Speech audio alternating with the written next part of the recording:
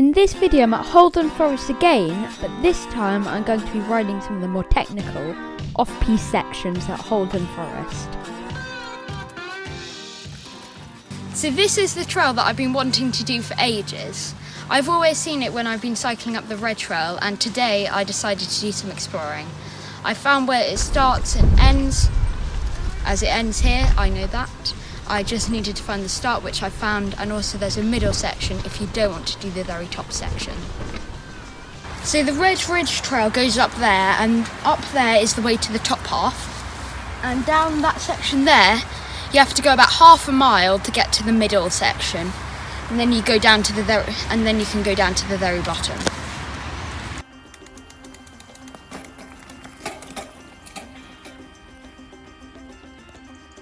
So to get to the very top, you have to keep going up the fire road, and then at the very top of the fire road you can go straight on the red trail and just keep going until you get to near the road, and there's a bend, a quite tight bend, and you'll see the path going off to the side.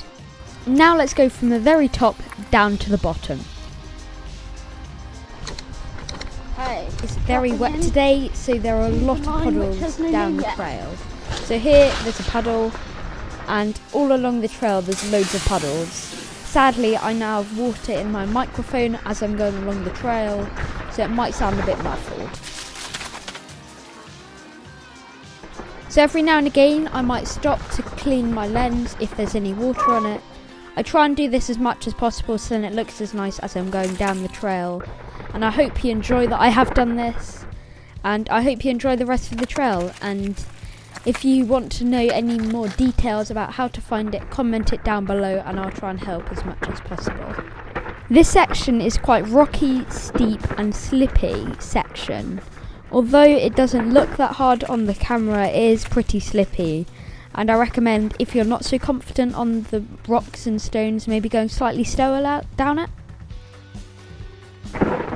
Now that we're at the very bottom of the top section, let's see what the start of the bottom section is like. So it starts off pretty technical with a difficult rock drop, which is quite steep and quite big, especially for where you're landing. It's not the best, so you want to make sure you're picking the right line. So when you're going down here, you get amazing views down to the fire road, and you can actually see people cycling up it. And it is a pretty technical trail, so if you're not the best at riding, maybe save this for next time until you get slightly better, or do the red trail a few more times and you'll be even better.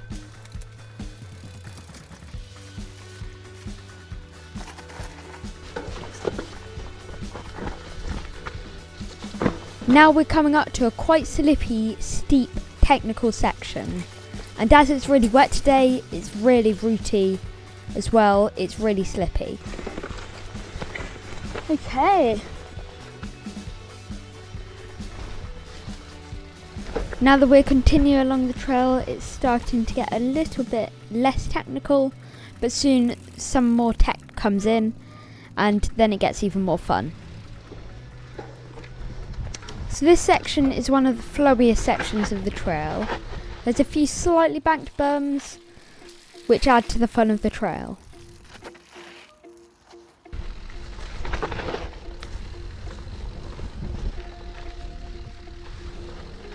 Now we're just coming up to a small mini little jump, which is quite small, but you can actually get some decent air off of, and it's quite fun to ride. Now we're coming up to a quite technical section. It's a mini root drop. First time I did it really badly, as you'll see here, but then the second time I did it all okay.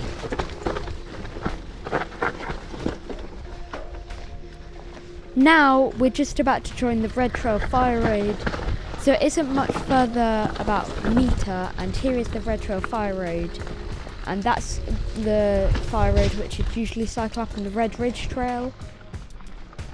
So hopefully now, if you wondered where this goes or how to get to it, you can try it yourselves. Overall, this section of trail is an amazing section of trail. I can't wait to go back to it, and I can't wait to do more off-piste riding in that section. I really enjoyed the trail, and I hope some of you really enjoyed it, or are hopefully going out and riding it maybe, if you're near or have time to ride it. I hope you enjoyed this video. Make sure to like and subscribe, and I'll see you in my next video.